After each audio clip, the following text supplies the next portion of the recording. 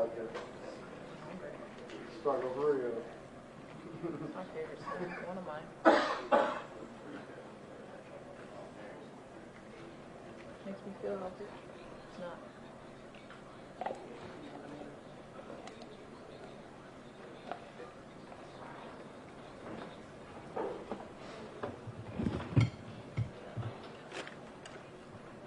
I'm hanging up. They didn't answer.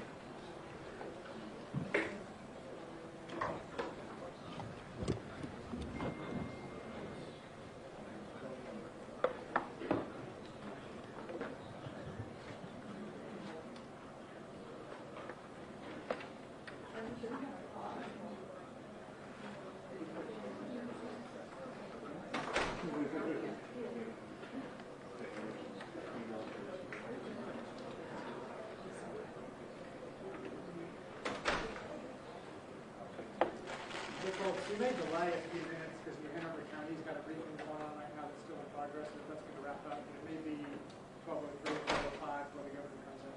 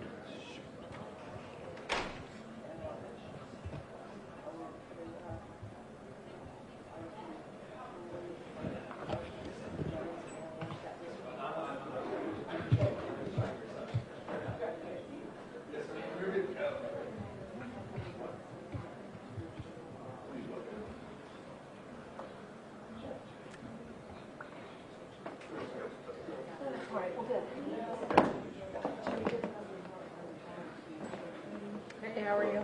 Good.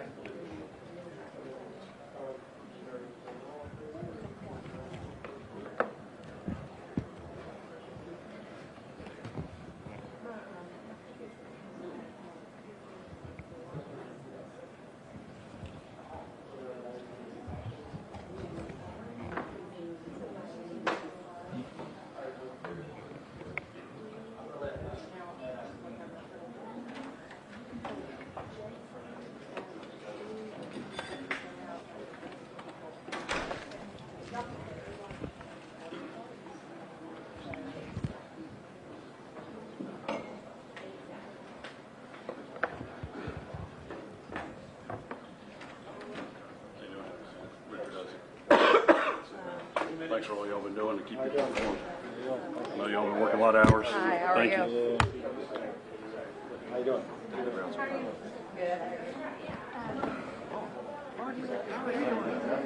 Good to see you. Richard, how's it? Thanks for all you're doing. Hey, we're going to go in 2 minutes.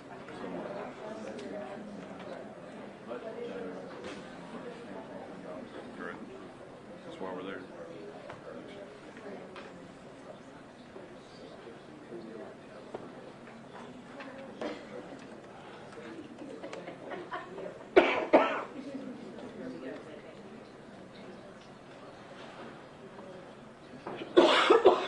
Two-minute warning, Governor. Two-minute warning. Thank you. Bye.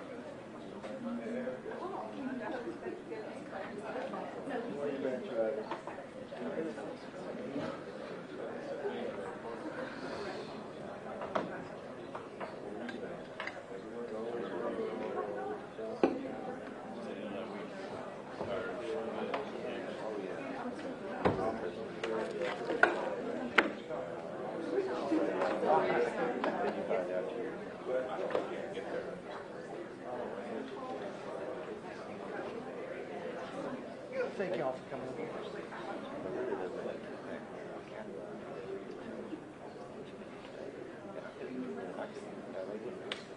Dad, people around the country texting, oh, it's only two.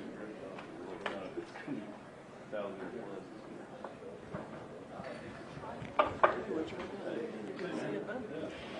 Hey.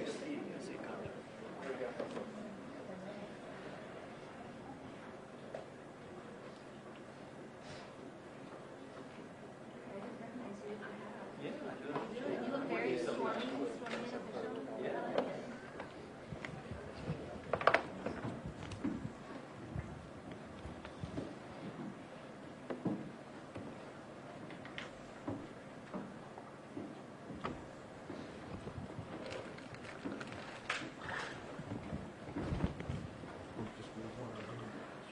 Thanks. Good afternoon, everybody. Flood waters are still raging across parts of our state, and the risk to life is rising with the angry waters.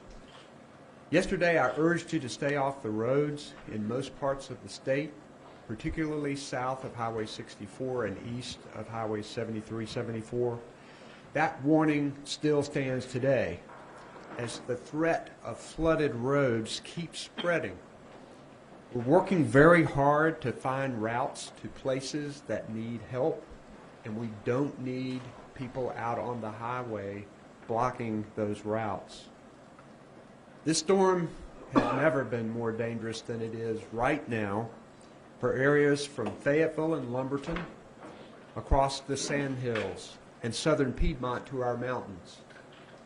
The Cape Fear, Lumber, Neuse, Yadkin, and portions of the Rocky River and South Fork of the Catawba River are still rising and not expected to crest until later today or tomorrow. As this storm continues to churn through North Carolina, it has dumped nearly 2 feet or more of rain in many places. The strongest storm bands are dumping 2 to 3 inches of rain per hour. That's enough to cause flooding in areas that have never flooded before until now. The risk is growing as well in the mountains, where rains could lead to dangerous landslides like earlier this year. Wherever you live in North Carolina, be alert for sudden flooding. Pay close attention to the weather warnings and be ready to head for safer ground if you're asked to evacuate. And that is going on now with some of our rivers. Never drive through flooded roads. Just a few inches of water can wash your car away. And that is already happening out there. This morning I flew with the Coast Guard to witness some of the damage that Florence has brought to eastern North Carolina. Coast Guard Vice Admiral Scott Bushman invited us, and we were joined by Secretary Jim Trogdon of the Department of Transportation, Secretary Eric Hooks, Secretary of Crime Control and Public Safety, along with Brigadier General Todd Hunt of the North Carolina National Guard, and Albie Lewis, our Federal Coordinating Officer with FEMA. We were able to get into the air and see significant damage in eastern North Carolina. The weather prevented us from seeing everything because the storm is still with us. We were able to fly over Fayetteville and Lumberton, Hope Mills. We were able to see that the Cape Fear River water is well over its banks. And there is a lot of farmland underwater all over the southeastern part of the state. I'm concerned about the impact on crops and farms. We then headed over to Jacksonville and out over Emerald Isle and up the Crystal Coast. Weather prevented us from getting to Wilmington, but we were able to fly back up to the Neuse River toward New Bern and saw the devastating impacts there. This treacherous storm officially has now claimed 10 lives. We mourn their loss, and our hearts go out to the victims' families. We are working now and doing everything we can to prevent more deaths. People can help us with that by using safety precautions and common sense. Swift water rescues are going on right now. More than 900 lives have been saved by first responders rescuing survivors from flood waters. We have about 15,000 people or more, that number's fluid, remaining in about 150 shelters across the state. Mass shelters are open in Winston-Salem and Chapel Hill, and additional shelters will be open if necessary. Across the state, around 700,000 people right now are without power. We appreciate the utility crews from North Carolina and beyond who are here to help restore power. But people need to understand that some areas are likely to be without power for a while. I know they are working as hard as they can. We're delivering food, water, and high water vehicles and other supplies and equipment to hard-hit areas just as quickly as we can. Last night we requested that several more counties be added to the federal disaster declaration that we received Friday for 8 of the counties. And we know we will be adding even more counties to that list in the coming days.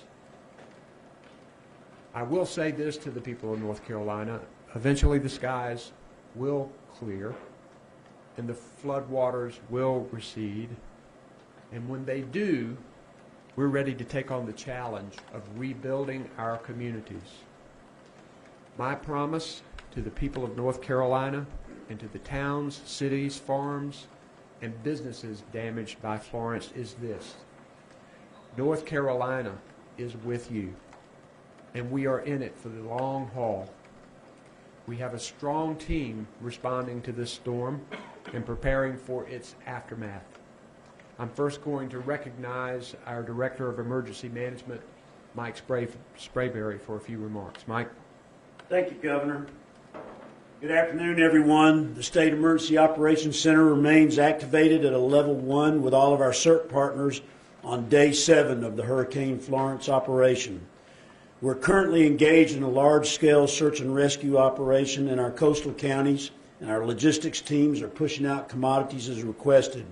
There's over 1,000 first responders performing wide area searches with 214 boats.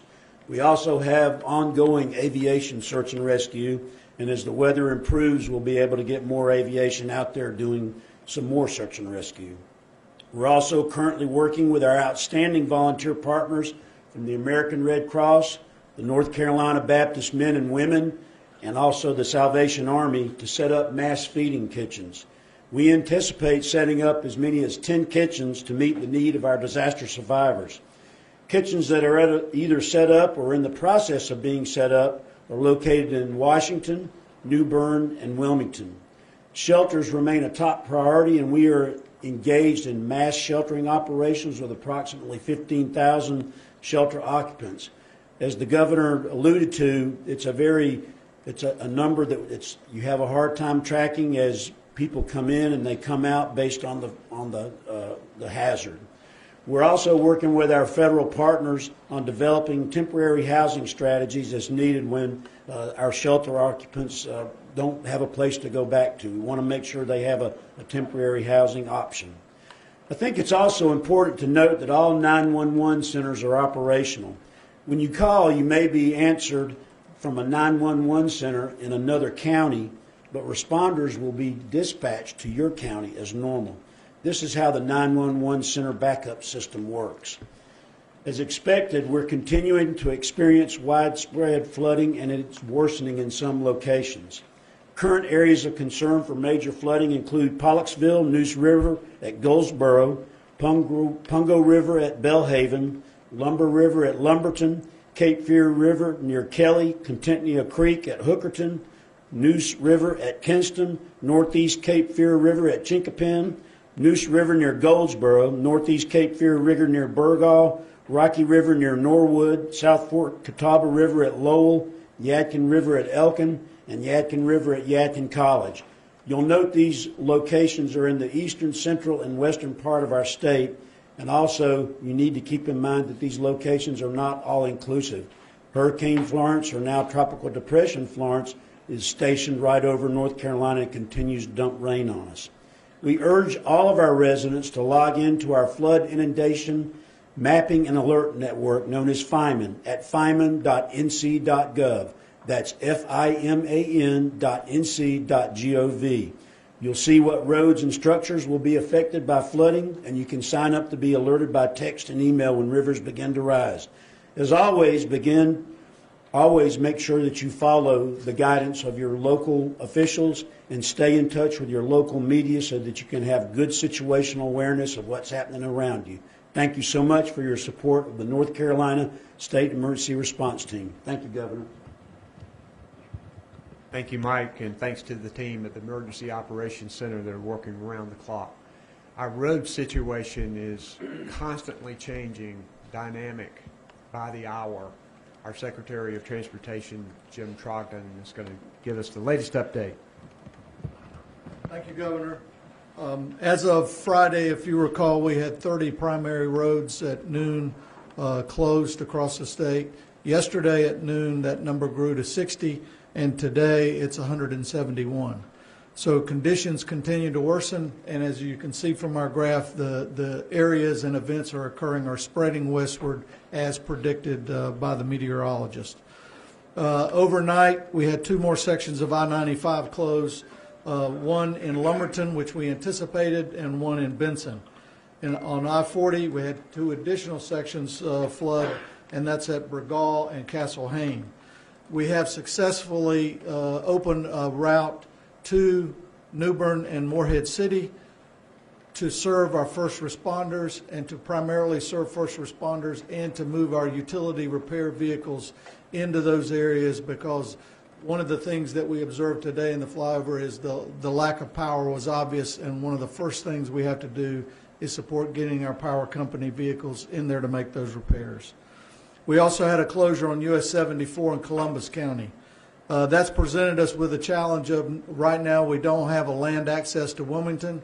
We are working with the Department of Defense and the National Guard to see if we can't support our first responders in getting access through high water with high water vehicles, and we're also working other contingencies to support Wilmington on the ocean side. I will tell you that our assessment is that we'll continue to see flash flooding moving west towards Charlotte.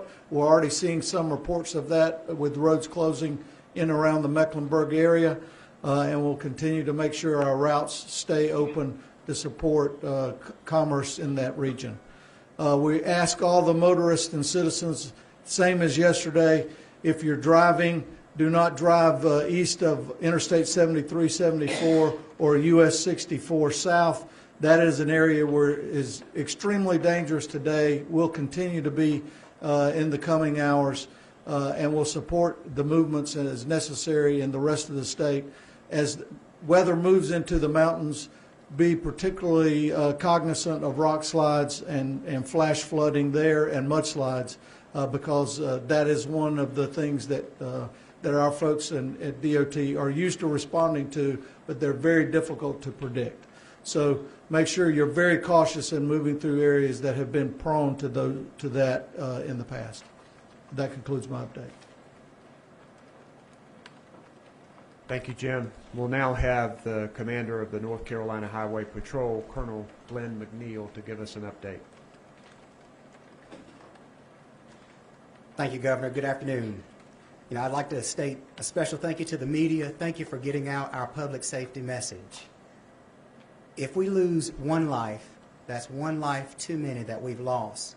So please heed the public safety messages that we are given. If you don't have to drive, please do not. And if you see standing water or running water across our roadways, please do not attempt to cross those. Over the last 24 hours, our Highway Patrol, our National Guard, our first responders have surged into the impacted areas to assist with the local response efforts. Roadways in the eastern and southern portions of our state are experiencing widespread flooding as rain continues to fall. These hazardous driving conditions are expected to continue for several days as the rivers in the affected areas continue to rise.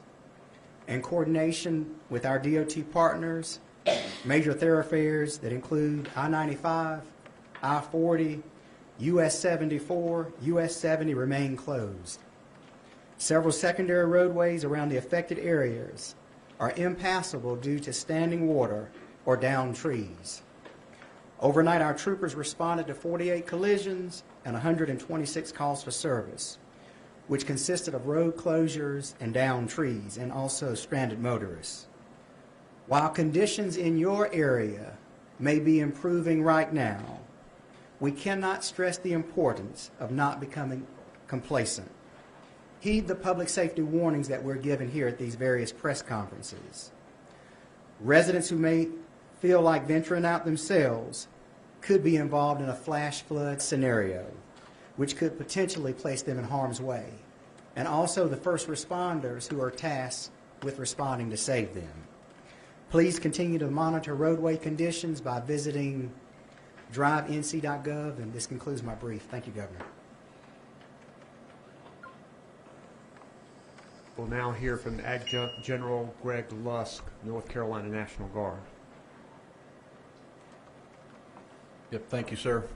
Of course, we always want to start out by just reminding ourselves of the selfless individuals that comprise this entire emergency response enterprise. Many of them are victims of this storm and that are out there serving the needs of others as their first priority right now. Many of them not knowing the condition of their families or homes. The Governor Cooper's pre-landfall decision to pre-position National Guard across the state is going to prove itself to be a very prudent decision today. Well, with things clearing in the east throughout the day and starting yesterday, you're going to see a larger influx of the North Carolina National Guardsmen that have been pre-positioned over these last few days, now moving into these areas, and that will transcend across the state from east to west as the storm continues to migrate west. They'll get there just in time to plug in with the local incident commanders and be part of their team in order to speed that response network, if you will, down at the local level. So we're going to be surging forward. Again, just actually tremendous and responsible thing to do. Also the pre-requesting of our active duty forces was also paramount, as we know that we have a lot of our Army trucks and drivers that are out there on the roads today that are already participated in the teams, and they are integrated down in the southeastern part of the state. So just like it has been for the last 17 years, you know, the Army team, if you will, is here to work as well, everybody. It's important to note that over these next couple of days, particularly as we're looking at the aircraft that are probably going to be out conducting a lot of search and rescue, wide area searches over a very large swath of North Carolina, there's going to be a lot of helicopters out in the air. And it's going to be very paramount that we maintain drones, if anybody has them or owns them, if we could keep them grounded, because if drones are flying, then we're perhaps not flying a rescue helicopter. So please help get that word out as well. The helicopters that are coming to us today, and there are many of them that are on the ground and available to us now, 10 different states, 10 different National Guards have contributed to the effort, and I'm very happy to have with me here today Lieutenant General Tim Cadeby. He's the director of the Army National Guard. It's he and his staff that's helped coordinating the state response to help us provide the depth and the capabilities that we need to respond to the citizens in North Carolina. And he's here to make sure that speed continues in the days yet to come. So thank you. In general, thank you to you and your troops. We know a number of National Guard soldiers had not too long completed a mission in the Middle East, and they're now back on active duty, so we're grateful for that. We now have North Carolina Attorney General Josh Stein here to talk a bit about protecting consumers in the aftermath. Thank you, Governor. I want to first address the folks who are living down east and struggling to deal with the consequences of this terrible natural disaster. The people of North Carolina are with you. The government of North Carolina is with you, and we want to do everything we possibly can to help you get your lives back on track. To the first responders, the utility workers, the volunteers who are working in eastern North Carolina today, helping out fellow North Carolinians, we are deeply grateful for the work and the help that you are providing. And Governor Cooper and everyone here at the Emergency Operations Center, I just want to thank you as a North Carolinian, because I know for the past week you all have been working nonstop to try to deal with the consequences of this, and we are all very much appreciative. In many of our communities in the East, local business operators, they're neighbors just like other neighbors, and they are doing everything in their power to serve their communities, to make sure that they're open, stay open late, make sure that their goods and services are available for people in need. But unfortunately, there are some out there who will take advantage of a natural disaster to make a quick buck. When the governor declared the emergency, the state of emergency, that triggered our state's price gouging law. So it is in effect, and we are actively enforcing it. We've received 500 complaints to date from people throughout eastern North Carolina. The majority of complaints have to do with necessity like gas and water. We've seen some complaints about excessive hotel prices for people in the east who are moving and evacuating as they were urged to do. We've begun an investigation into some gas stations in eastern North Carolina. This law will remain in effect for 45 days unless the governor determines that it should be extended for a longer period of time. When in the days and weeks that follow, please, people in eastern North Carolina, keep your eyes open if you are seeing price gouging by retailers or by construction companies or anyone that's out there providing a good or service. Let my office know. If you have internet, the best way is ncdoj.gov/disaster. If you don't and have a telephone line, you can call us toll free at 877-5-NO-SCAM. In the weeks to come, people are going to need to get their lives back in order. They're going to have to fix their homes. They're going to have to remove trees from their land. Be very careful who you do business with. When someone drives up to your home, you don't know who they are. Always better to deal with somebody from your community. Make sure that they are licensed. Make sure they have insurance. When you start a business relationship, get quotes from more than one vendor so you can compare. Whatever they promise you, make sure it's in writing. The work they're going to do, the time in which they're going to do it, the materials they're going to use, and do not pay all up front.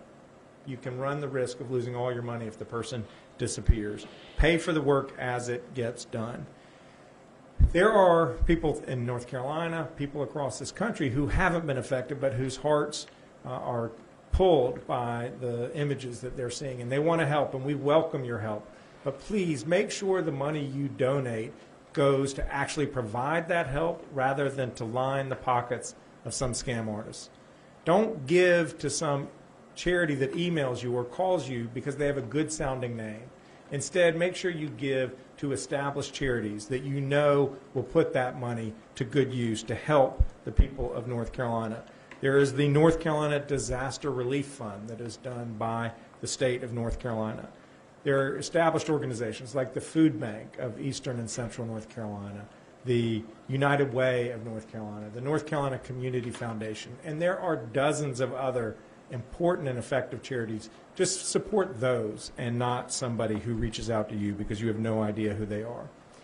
And then if you're in the market to buy a car in the coming weeks and months, just be wary about flood-damaged cars, and that's something we can talk about down the road. Have a licensed mechanic inspect your car to make sure it is what you hope that it is.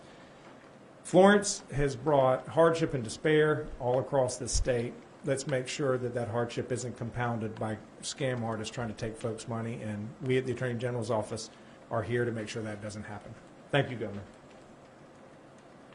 Thank you, Josh. And the State Disaster Relief Fund is at governor.nc.gov if you want to contribute. I'm also joined on stage by our Secretary of Public Safety, Eric Hooks, also Admiral Scott Bushman of the Coast Guard, also Albie Lewis, our FEMA partner. We're grateful for them. I'm also joined by Lee Williamson, who is our interpreter today, the American Sign Language. And to tell people that you can call 211 for non-emergency information, and for the deaf and hard of hearing, that number is 888-892-1162. We will take your questions.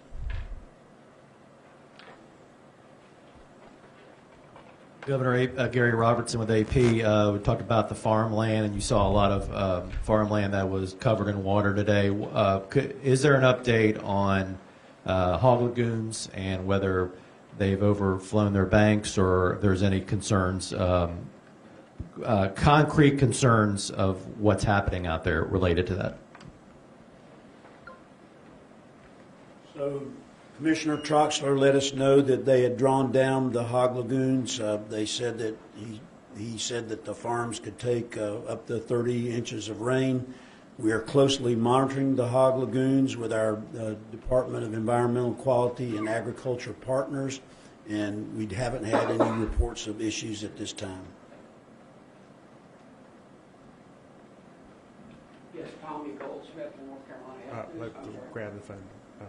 Microphone there. Thanks, Tom. It's Tommy Goldsmith from North Carolina Health News. I'm asking about the status of the medical shelters. I understand there are 2 or 3 of those in operation. How are they doing? I understand 2 of them may be full. Is there a 3rd one going into operation? And how's the staffing and the general care? Yes, sir. So there's actually 4 of them. One in Goldsboro, one in Clayton, one in High Point, and one in Charlotte. The one in Charlotte's opening today. They're staffed with a mix of federal and state employees. The last I had been told, there was at least 170 patients, but I think that number is growing as we've had some more evacuations. We can get a better, more up-to-date number for you. But we're really proud of how those operations have been run, and like I said, 4 centers and 4 operational. Governor, or anyone else who was on the Coast Guard flight, I wonder if you can speak a little bit more to what you saw. I don't know if there were landmarks you recognized that other people might recognize, or just kind of an idea of how widespread we're talking. Yes. We saw the dam at Hope Mills that they had put in place. We saw Chinkapin that was pretty significantly flooded. We were able to see parts of Harnett County that had flooded. We flew over Lumberton. A lot of Lumberton was obstructed with clouds and rain that won't go away. We were able to go and fly over Fayetteville, and it was stark to see the raging Cape Fear River, and you knew it was rising, and you could see these vulnerable communities that cause significant concerns. We were able to fly over Jacksonville, Onslow County. We saw significant flooding in Onslow County, particularly with farmland and flooding there in Jacksonville. We were able to fly over New Bern, and you could see boats that had been washed up into the town, significant debris because a lot of the waters from the river had receded. There was still a lot of water in New Bern, but quite a bit of it had receded. We were not able to see Kinston and some of the other areas. The rain was just too significant and the ceiling was too low. But I do know that we've got a tall task ahead. And I was going to recognize him to speak, and now is a good time. I want to recognize Admiral Scott Bushman of the U.S. Coast Guard. We're grateful for their help today. Admiral. Thank you, Governor.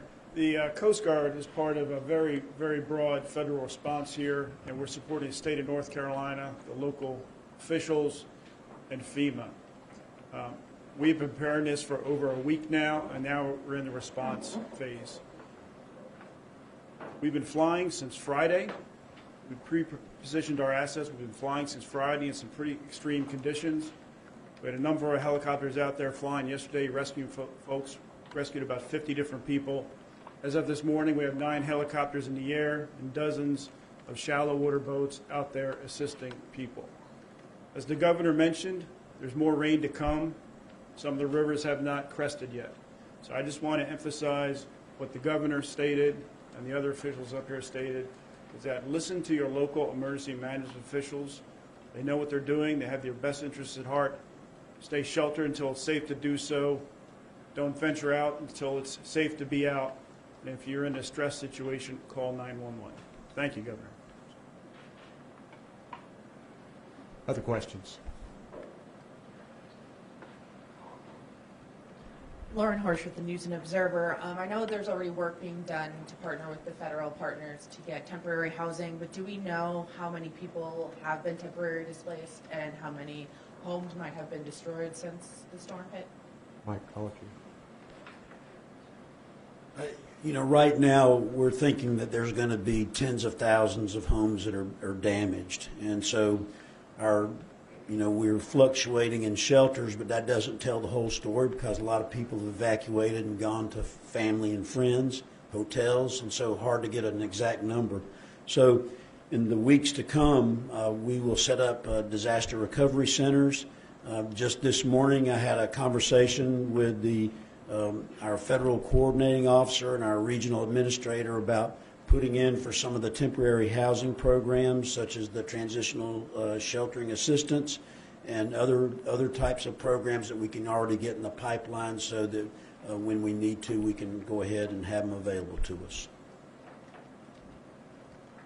Lauren, I think we had an estimation of a total of somewhere between 750,000 to 1 million people that had evacuated certain areas. And it's hard to know exactly that number, but that's what we think. And then we hope that there will be more than that because there's going to be mandatory evacuations around a number of these rivers that continue to rise as well. I wonder if you could clarify the estimated number of deaths. I believe it was 10. I've seen 14 as a count. Is that just a North Carolina number you're given? 10 North Carolina deaths officially related to the storm. However, there are others under investigation.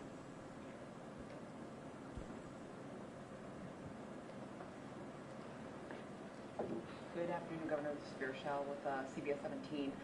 We've already seen with Hope Mills Dam that in 2016 with Hurricane Matthew, it had flooded and there were issues there, and now we're back at the same point. So what do you tell those communities? And also, what can we further do to prevent issues like this from happening in the future? I think we're going to have to look carefully at decisions that we make regarding mitigation and buyouts of property. I know that there are some places that have been flooded numerous times that you just have to look at and say, it's just not smart to build back. And that you have to do that on an individual basis as we go forward. And we'll work with our federal partners to try to make sure that all funding is available, but we'll have hazard mitigation funding, we'll have some state funding, we'll have community development block grant disaster relief funding, and I'm sure that we'll have housing finance money. One thing that this storm puts a spotlight on is the issue of affordable housing, which is there even without a storm. There's a concern about affordable housing all over the state, in urban areas, but particularly in the southeastern North Carolina, where we are seeing such significant devastation. So we're going to approach this rebuilding effort with an emphasis on affordable housing. I know the Department of Emergency Management, Mike and I have had significant conversations about that with our partners, how we need to aim toward that goal. Other questions? Governor or Mike, could you give us an update on what you know about this this coal ash landfill where I guess a slope had collapsed that's down at Sutton? Can you give us any more information about that? We do know that there was a breach in this lined coal ash pond at Sutton, and I know our Department of Environmental Quality is already made inquiries with Duke. I think Duke has reported it both to state and federal authorities, and I think there's some issues now in actually getting to the area. Is that not right, Mike? That's right, sir. And so that's where we are right. Right. I think it's just flooded all around and you can't get to it right at the moment. Any other questions? Yes, sir. Yes, how about let you get the microphone? Thank you. Yes, sir. Do you have, anyone have a figure on the number of facilities, long-term care, nursing homes, or assisted living that have been evacuated? And are those people still in other shelters, or are they I know Dr. Cohen would have that number. Do you have it? I don't have it, sir. It continues to escalate. We'll get that information to you. Dr. Cohen is not here right now, but we'll get that to you. Other questions? All right, we'll let you know when the next briefing will be. Thank you. Hi. Hey. How are you? I'm Michelle. Richard Hudson. Do you mind if we do a report now after this? It's fine. I've got I'm on Fox News at 1. Okay, we can do it right now. Well, you had Spectrum at 12:40, like right now. Oh, dude. Yeah. Where are they? Well, let's do this one. Okay. What do I owe you for the